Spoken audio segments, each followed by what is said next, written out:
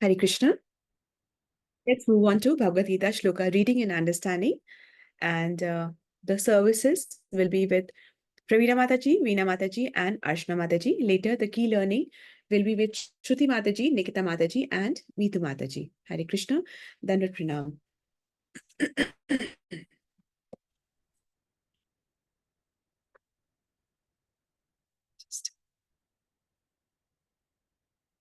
16.05 देवी संपदा विमोक्षाय निबंधाय सुरीमता म शुचा संपदम देवीम अभिजातोसि Pandav. Once again. देवी संपदा विमोक्षाय निबंधाय सुरीमता मा शुचा संपदम देवीम अभिजातोसि Pandav. Yes, Mataji. Praveena Mataji is around? No, Mataji, she's not there. Who wants to take on behalf of Praveena Mataji? मैं ले लूं माताजी? Yes, Mataji. Hare Please. Krishna. Just दंडवत hoping. प्रणाम सभी को. जी. देवी संपदि मोक्षाय निबंधाया सुरीमता माश्रुवा संपदम देवीम भिर्जातो असि पांडवाः. वेरी नाइस मती. माँ शुचा. शुचा मतलब कि कोई संदेह, कोई डाउट, कोई दुख, कोई शोक मत करो. जब भगवान कहते हैं ना कि मेरी भक्ति करो, मैं तुम्हें पापों से मुक्त करूंगा. माँ शुचा मतलब इसमें कोई तुम संदेह मत करो. शुचा मतलब कि कोई तुम दुख, शोक, संदेह मत करो. यस माता जी. सो नेक्स्ट वीना माता जी. हरे कृष्णा. धन्यवाद प्रणाम माता जी. सबको धन्यवाद प्रणाम.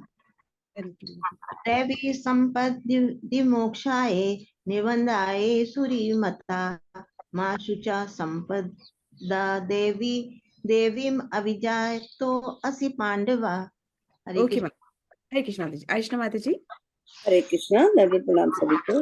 माता जी. दैवी संपद्वि मोक्षाय निबंधाय सुरीमता मा शुचः संपदम देवीम अभिजातो असि पांडवा. Beautiful माता जी. Please read the translation. Divya गुण मोक्ष के लिए अनुकूल हैं और आसुरी गुण बंधन दिलाने के लिए हैं. हे पांडव पुत्र, तुम चिंता मत करो क्योंकि तुम दैवी गुणों से युक्त होकर जन्मे हो. Beautiful Mataji. We will also take the sixth shloka, 16.06. वो इस सीक्वेंस रहेगा. फर्स्ट चंद्र माता जी, देन वीना माता जी, एंड देन अर्चना माता जी. उसी सीक्वेंस से.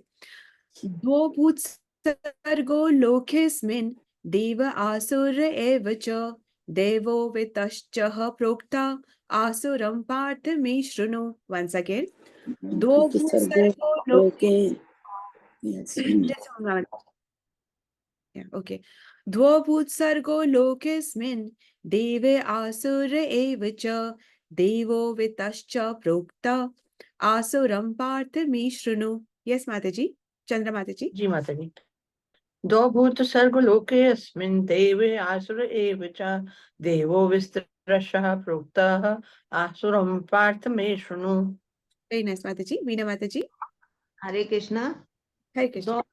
दो भूत सर्गो लोके अस्मिन् देव आसुर एव च देवो विस्तरशः प्रोक्ता आसुरं पार्थ मे शृणु. हरे कृष्णा. हरे कृष्णा. द्वौभूत सर्गो लोके अस्मिन् देव आसुर एव च देवो विस्तरशः प्रोक्त आसुरं पार्थ मे शृणु. Okay, Mataji. Beautiful. हे प्रथा पुत्र, इस संसार में सृजित प्राणी दो प्रकार के हैं, दैवी तथा आसुरी. मैं पहले ही विस्तार से तुम्हें दैवी गुण बता चुका हूँ. अब मुझसे आसुरी गुणों के विषय में सुनो. Beautiful, Mataji. So अब चैप्टर 16 में जो हम देख रहे हैं वो देवी गुण है और आसुरी गुणों के बारे में बताया जा रहा है. तो अभी हमने पहले देवी गुणों के बारे में समझा. तो वो कितने थे? वो 26 थे. और फिर भगवान ने ये भी बताया कि जो 4 वर्ण हैं और 4 वर्ण वाले जो लोग हैं वो अपने 4 आश्रम में रह करके किस प्रकार अपनी जो रिस्पॉन्सिबिलिटीज हैं उसको करते हैं. और कुछ गुण कुछ वर्ण के लिए अनिवार्य है, जैसे कि ब्राह्मण के लिए कुछ है, सन्यासी के लिए कुछ है, गृहस्थ के लिए ब्रह्मचारी के लिए कुछ है, गृहस्थ के लिए कुछ है, सन्यासी के लिए कुछ है, वानप्रस्थ के लिए कुछ है। तो उन लोगों को वो गुण होना जरूरी है, मतलब यूं सभी के लिए दैवी गुण होना जरूरी है, परंतु कुछ कुछ जो वर्ण है, जो सेक्शंस है, उनको तो जरूर से ही वो गुण होना जरूरी है। तो जैसे फर्स्ट श्लोक में उन्होंने बताया, भगवान ने बताया कि अभय, फियरलेसनेस, अभय होना, डर न होना, ये एक गुण है। दूसरा गुण क्या है? सत्व संशुद्धि, मतलब चरित्र की शुद्धि होना, दूसरा गुण है। और तीसरा क्या है? ज्ञान योग। ज्ञान क्या है? अपनी आत्मा के बारे में जानना। हम कौन है? आत्मा है। तो हमारे बारे में, आत्मा के बारे में अध्ययन करना, यही परम ज्ञान है, यही शुद्ध ज्ञान है। तो इन तीनों का जो ये गुण है, ये तीन जो गुण है, ये किसके लिए जरूरी है? ये सन्यासी गुण है, सन्यासियों के लिए बहुत जरूरी गुण है। उसी प्रकार से गृहस्थ के लिए क्या जरूरी है? दान, उसको दान करना बहुत जरूरी है, उसको दान करना बहुत जरूरी है, गृहस्थ को दान करना। और दान किसको करना है? दान जो बाकी के जो वर्ण में है, जो बाकी के जो आश्रम है, उनको दान करना, उसको बहुत जरूरी है। यज्ञ करना, यज्ञ क्या होता है? भगवान की प्रसन्नता के लिए कार्य करना यज्ञ होता है। हर वो काम जो भगवान की प्रसन्नता के लिए कर रहे हैं, वो यज्ञ है। तो यज्ञ से कर्म बंधन में नहीं पड़ता है। दान से जो भी हमने पैसा कमाया है, उसमें जो त्रुटि आई है, कोई भी कर्म करा है, एक्चुअली तो कोई भी कर्म करने में कोई ना कोई त्रुटि तो होती ही होती है, पर यदि से तो हम उसका भगवान की प्रसन्नता के लिए दान करते हैं, तो वो त्रुटि, वो कर्म नहीं लगता। जैसे कि दीपक जब जलता है, तो दीपक के साथ में धुआं भी होता है, परंतु दीपक का कर्तव्य है प्रकाश करना और अज्ञानता को, अंधकार को या अज्ञानता को नष्ट करना। तो इस वजह से उसको, उसके धुएं का कर्म नहीं लगता है।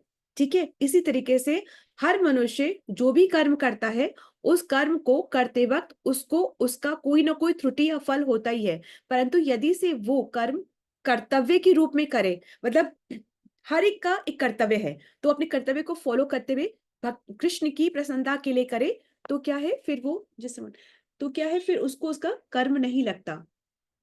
Just give me 1 second. Okay, इसी प्रकार से स्वाध्याय, स्वाध्याय मतलब खुद से अध्ययन करना, शास्त्रों का खुद से अध्ययन करना, ये ब्रह्मचारियों का गुण है। ठीक है, ब्रह्मचारियों का गुण है। जब वो समझेंगे, खुद से अध्ययन करेंगे, इंस्ट्रक्शंस ऑफ गॉड को समझेंगे, तभी वो अपने ब्रह्मचार्य व्रत का पालन निष्ठा से कर पाएंगे। इसी तरीके से तप, तप किसका है? तप किसका है? ये किसका गुण है, या किसको तो करना ही करना चाहिए? वानप्रस्थ आश्रम वाले को। वानप्रस्थ आश्रम को। तो क्या सिर्फ वानप्रस्थ आश्रम को ही तपस्या करनी चाहिए? नहीं, ये सबके लिए है, पर वानप्रस्थ को तो शॉर्ट ही करनी चाहिए। जब वानप्रस्थ मतलब जो रिटायरमेंट हो जाती है, तब उनको तपस्या तो करनी ही करनी चाहिए। ठीक है, तब मतलब क्या? अपने शरीर को स्वेच्छा से थोड़ा कष्ट देना, जिससे कि हमारे आत्मा का उद्धार हो सके। ठीक है, सुबह उठना, ब्रह्मचर्य का पालन करना, इंद्रियों को निग्रह करके रखना, थोड़ा सा कंट्रोल करके रखना, ये सब जरूरी है। वानप्रस्थ मतलब आफ्टर रिटायरमेंट ये जरूरी है। तो तपस्या वानप्रस्थ वालों के लिए क्यों जरूरी है? क्योंकि गृहस्थ आश्रम में हमने अपनी इंद्रियों को थोड़ा खुला छोड़ा हुआ था। ठीक है, हमने भोग करा था, तो उस भोग को नियंत्रण में करने के लिए तपस्या जरूरी है, तभी हम संन्यास आश्रम की तरफ जा पाएंगे। ठीक है, इसलिए वो जरूरी है। अब आगे आता है आर्जवम, अहिंसा, सत्यम, अक्रोध करना, त्याग करना, शांति, दया, ये सारे किसके गुण है? ये ब्राह्मण के गुण है।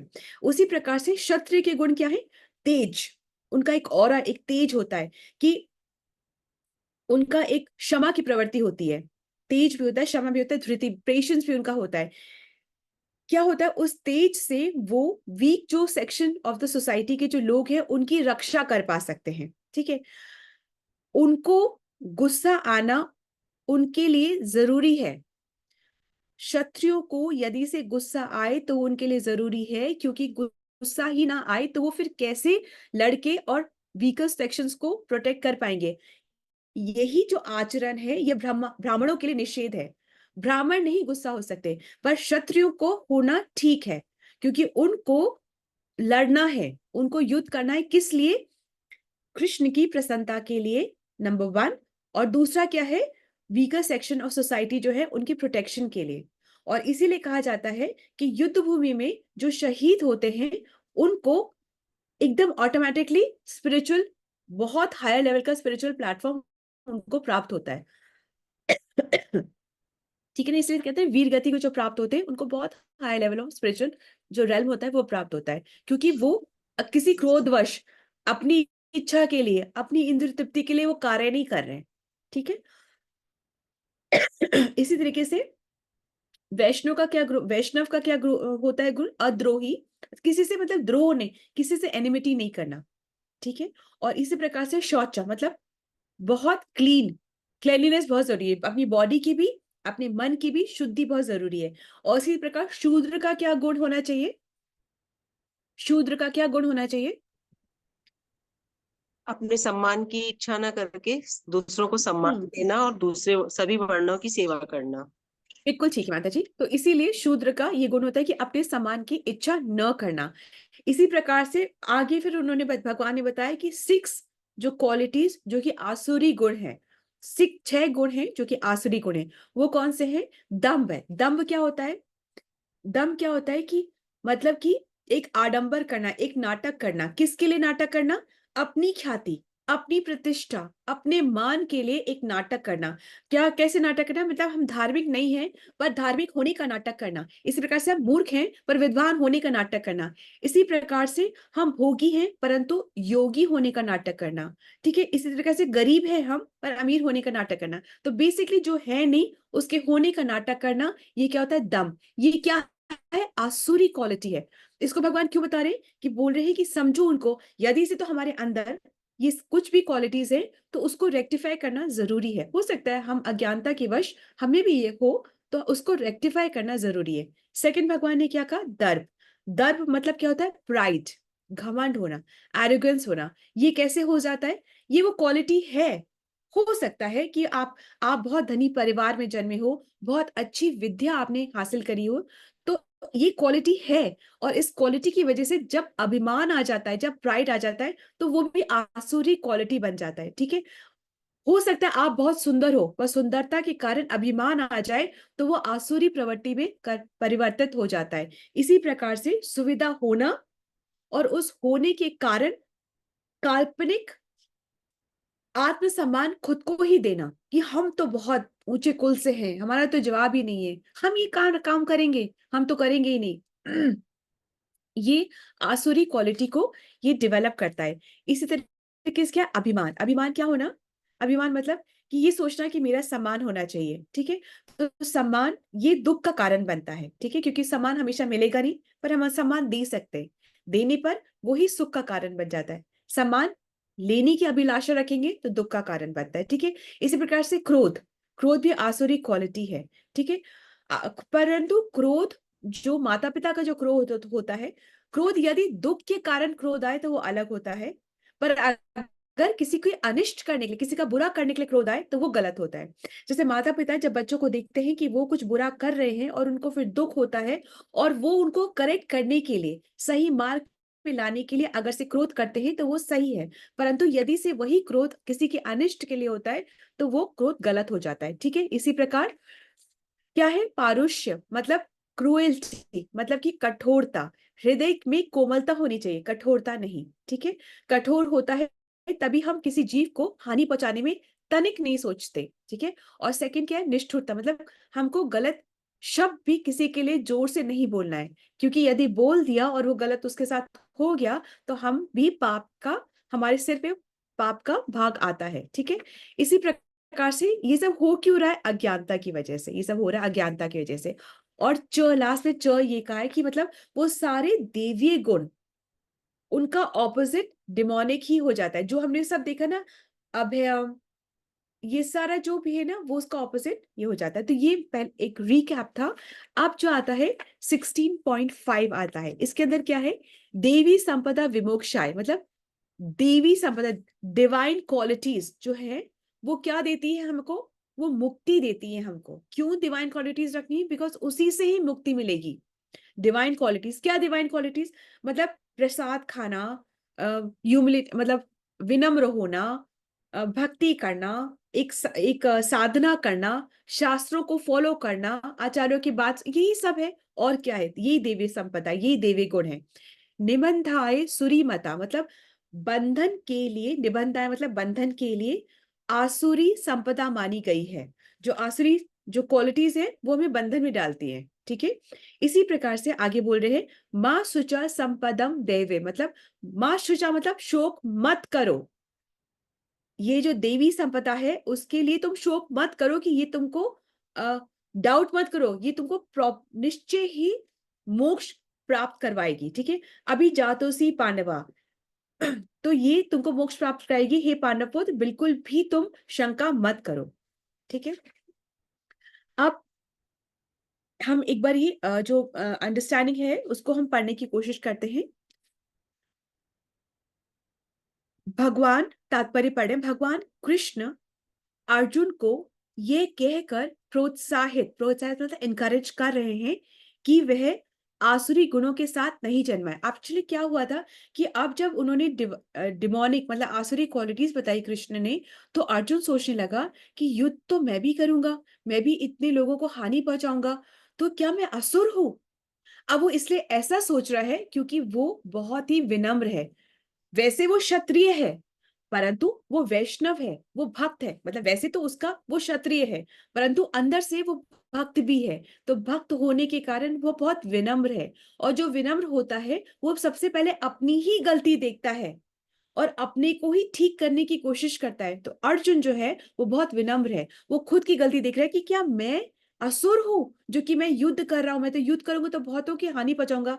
तो वो सोचता है कि इस तरीके से युद्ध करने से तो कितने विधवा हो जाएंगी, जो सोसाइटी की कितनी लेडीज है वो विधवा हो जाएंगी, और फिर लेडीज को प्रोटेक्शन चाहिए तो वो कैसे भी किसी से भी विवाह करेंगी या कोई भी उनसे विवाह करेगा तो फिर प्रोजनी जो होगी वो भी शुद्ध प्रोजनी नहीं होगी। और जब शुद्ध प्रोजनी नहीं होगी तो फिर वो जो डेथ के बाद जो संस्कार होते हैं, जो राइट्स होते हैं आफ्टर डेथ, वो फिर कैसे कोई पुत्र अपने पिता के लिए कर पाएगा? क्योंकि तो मिक्स्ड प्रोजनी हो जाएगी ना, तो कोई करेगा ही नहीं। तो ये तो फिर सब किसी को कुछ मतलब लिबरेशन मिलेगा ही नहीं। तो वो ये सब सोच रहा है, क्योंकि ये कोई सोचता है तभी कृष्ण उसके साथ खड़े होते हैं। क्या ये दुर्योधन सोच रहा था? दुर्योधन को तो बस अपना राज्य चाहिए था, अपना रूल करना था। वो ये कुछ नहीं सोच रहा था कि मैं किसको मार रहा हूं, इसके कॉन्सिक्वेंसेस क्या होंगे। तो यदि से तो हम जब सोचते हैं कि हम जो कर रहे हैं उसका परिणाम क्या होगा, उसके कॉन्सिक्वेंसेस क्या होंगे, तो कृष्ण हमारे साथ होते हैं। और यदि से तो हम अपना सिर्फ इंद्र तृप्ति करना चाहते हैं, हम नहीं सोचते कि एक्चुअली में हम जो कह रहे हैं, जो बोल रहे हैं, उसका परिणाम क्या होगा। हमें तो ठंडक पड़ गई उसको चार बातें सुना करके, तो फिर कृष्ण उसके साथ नहीं है। ठीक है, तो कृष्ण अर्जुन के साथ इसलिए है क्योंकि वो सब सोच रहा है। तो सोचना अच्छा है पर अति सोचना बुरा है, क्योंकि फिर इसका मतलब कि आप कृष्ण पे डिपेंडेंट नहीं हो। तो ठीक है, अर्जुन कौन है? अर्जुन एक्चुअली में किसकी संतान है? अर्जुन एक्चुअली में किसकी संतान है? पृथा की, कुंती पुत्र है। है ना, कुंती पुत्र है। और फिर फादर कौन है? मदर है कुंती, फादर कौन है? पांडु। हाँ, ऐसा हमें लगता है पर वो है इंद्र की संतान। यूं हम कहते हैं पांडुपुत्र, पर खेल तो सारा ये है कि वो है इंद्र के पुत्र, है ना।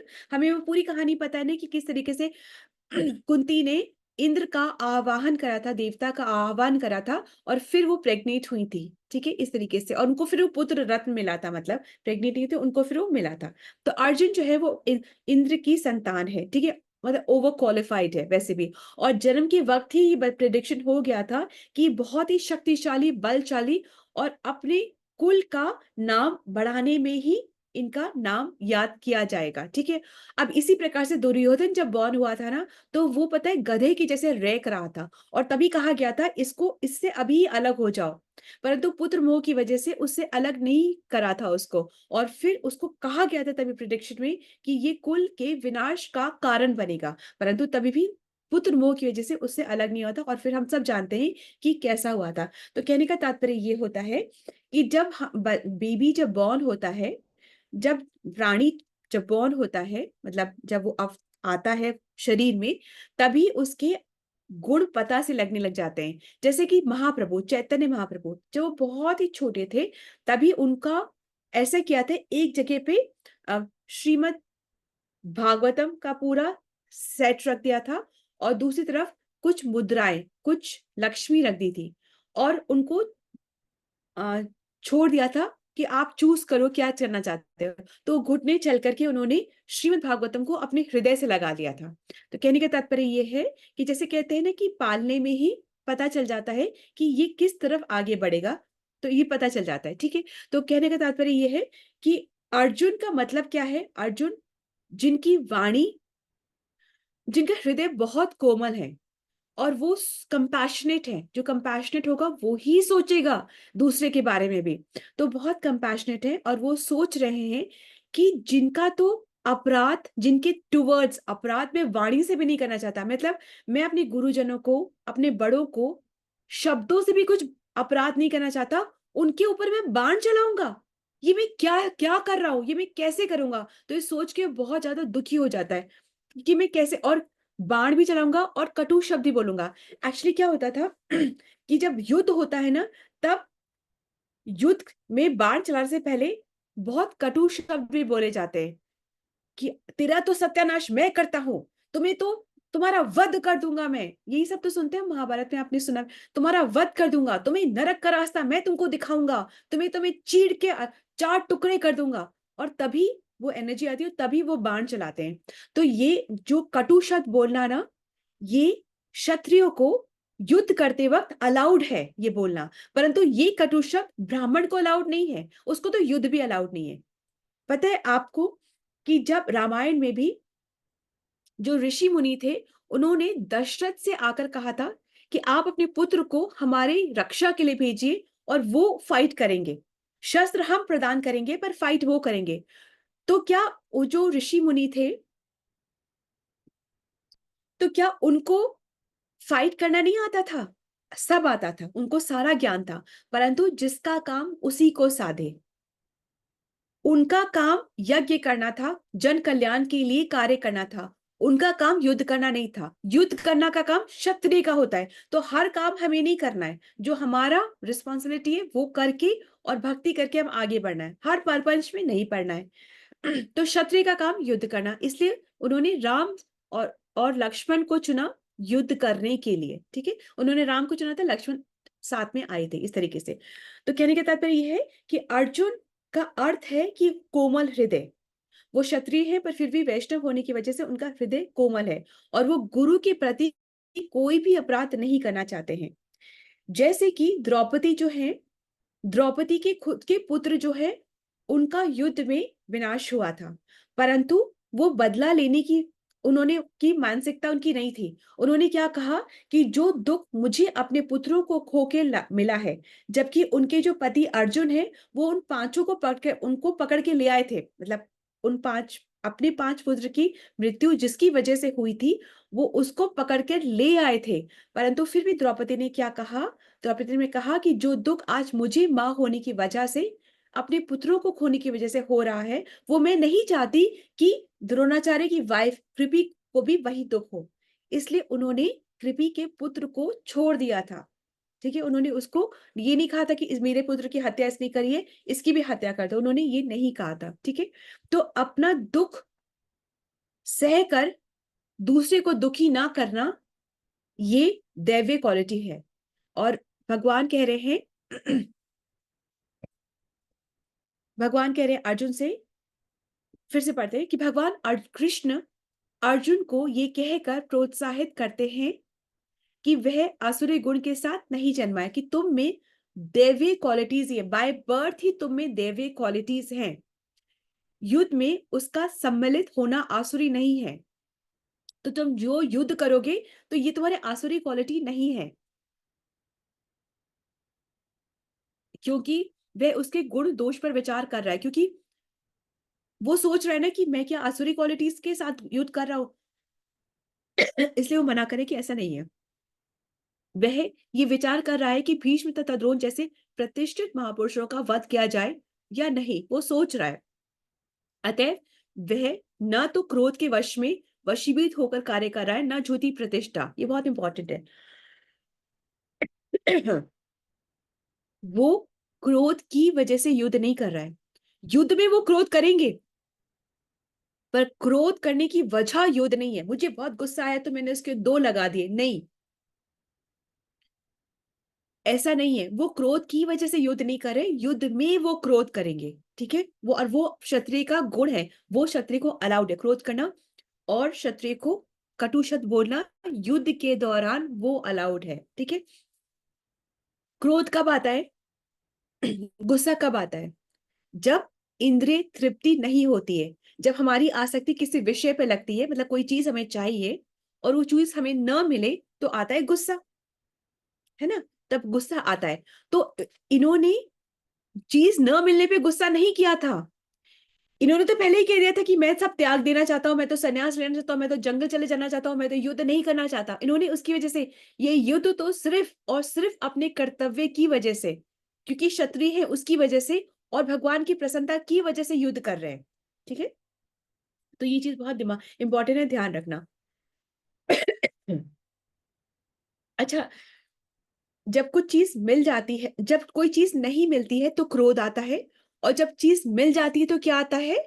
लोभ आता है, ग्रीड आती है, और चाहिए। कब ऐसा हुआ कि हमको कुछ चीज मिल गई और हम बोले अब जिंदगी भर हमें वो चीज नहीं चाहिए, ठीक है, हमें और चाहिए, हमें और चाहिए, लोभ बढ़ता है।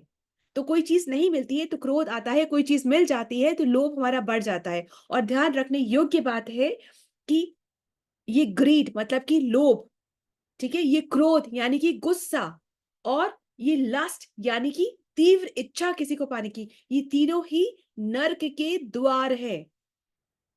ये तीन जब तक हमारे अंदर है, हमें नर्क का रास्ता, ये नर्क के रास्ते की तरफ ढकेलते रहते हैं। क्या 3 चीज होती है? लोभ, काम, क्रोध और मोह। क्रोध, हाँ लोभ और मोह। ठीक है, हाँ, मतलब ग्रीड, लस्ट एंड एंगर, ये 3 चीज काम, हेल, क्रोध और मोह। मतलब हाँ, ये 3 चीज क्या, नरक के ये द्वार है, ये हमें बिल्कुल सीधा लेके जाएंगी, ठीक है। हम ये द्वार है, ठीक है। तो अब वो क्रोध के वशीभूत होकर कार्य नहीं कर रहा था, न ही झूठी प्रतिष्ठा की, मैं तो आई बी द किंग, मैं तो मान सम्मान होगा, कुछ नहीं ऐसे, इसकी वजह से नहीं कर रहा था। अतः वह आसुरी स्वभाव का नहीं था, वो अर्जुन आसुरी स्वभाव का नहीं था। क्षत्रिय के लिए शत्रु पर बाण बरसाना दिव्य माना गया है। ये क्षत्रिय का कार्य है कि वो शत्रु पर बाण बरसाए। वहां पर मतलब बैटलफील्ड में जाकर के सोल्जर ये नहीं सोच सकता है कि हाय वो तो दूसरा इंसान है, मैं कैसे मारूं, नहीं, वो वहां पर है, उसका कर्तव्य है, उसे करना है, और उसको फिर अच्छी गति भी प्राप्त होगी, ठीक है। और ऐसा कर्तव्य से विमुख होना आसुरी है। यदि से तो वहां वो पलट जाए, सोल्जर वहां पलट जाए तो वो आसुरी हो जाता है, ठीक है।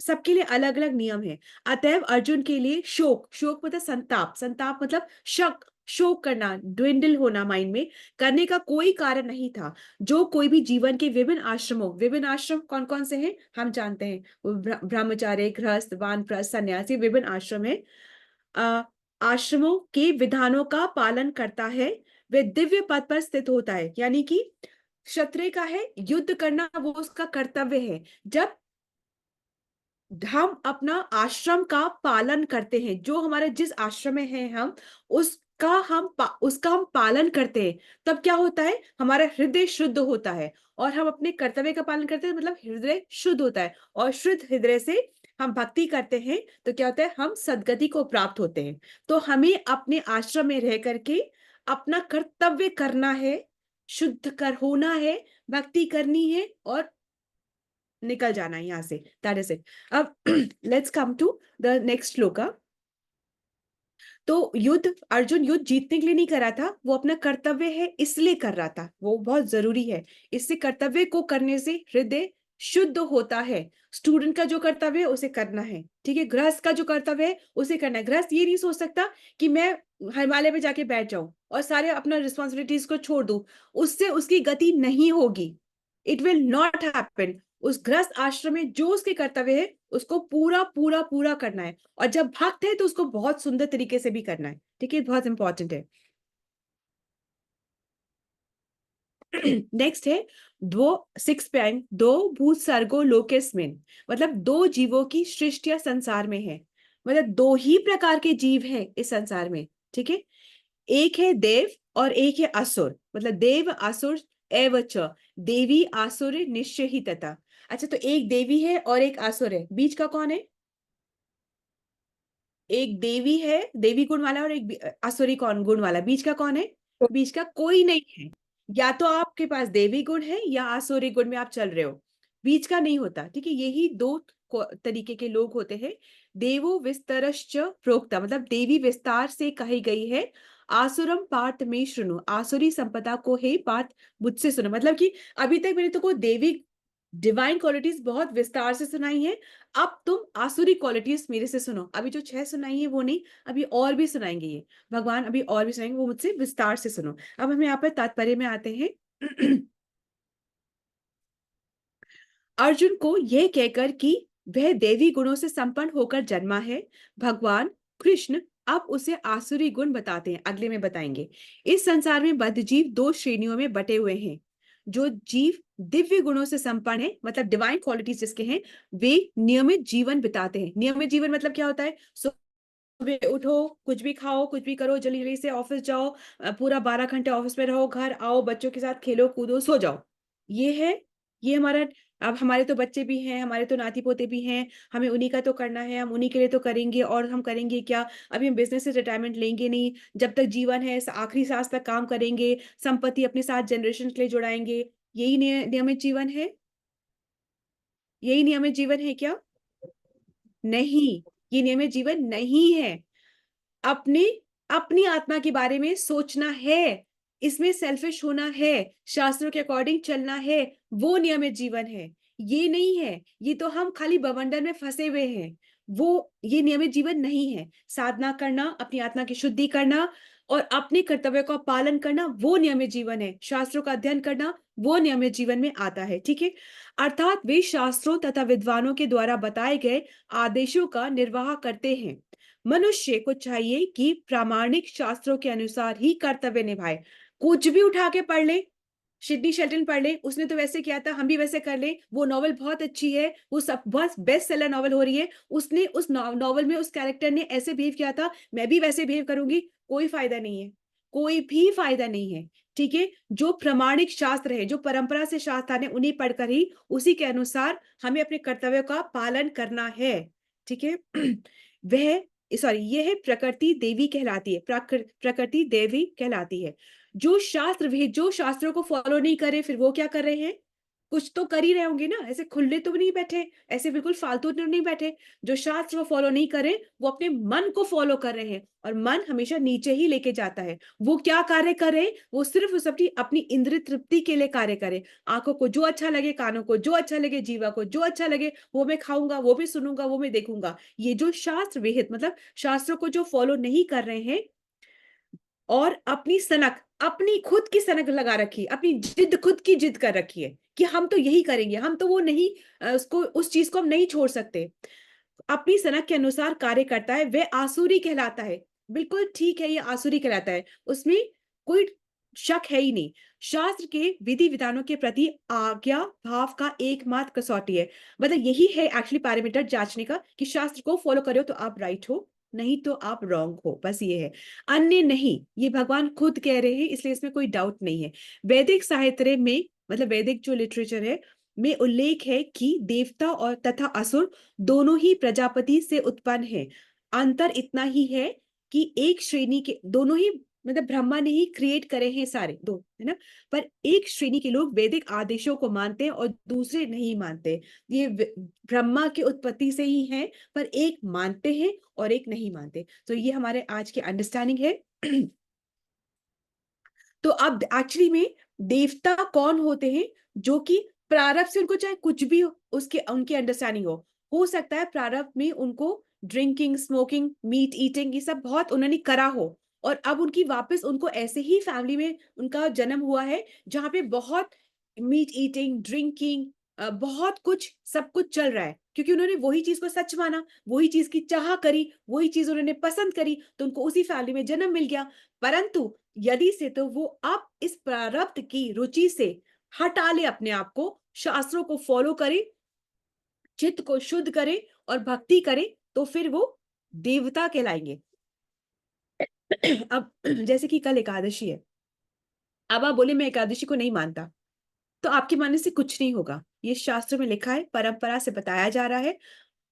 शास्त्र कहते हैं कि एकादशी में अन्न को ग्रहण करना गौ मांस खाने के बराबर है, इतना बड़ा पाप है, तो नहीं करना तो नहीं करना। एक दिन हम भूखे रहेंगे तो हम मर नहीं जाएंगे, कुछ नहीं होगा। हम फल और जूस ये खा के भी जी सकते हैं, अगर कहीं पर एकादशी का हमें नहीं मिल रहा है तो एक दिन हम करेंगे तो ऐसे कुछ नहीं हो जाएगा, कुछ प्रॉब्लम नहीं आने वाली है। इसलिए एकादशी, इसलिए शास्त्रों की बात को मानना जरूरी है। हरे कृष्णा, धन्यवाद, प्रणाम। So what we will do is, आज हम अपने पार्किंग लॉट को शुड वी डू और should, okay let's just do it. Shruti माता जी, निकिता माता जी, मीतू माता जी,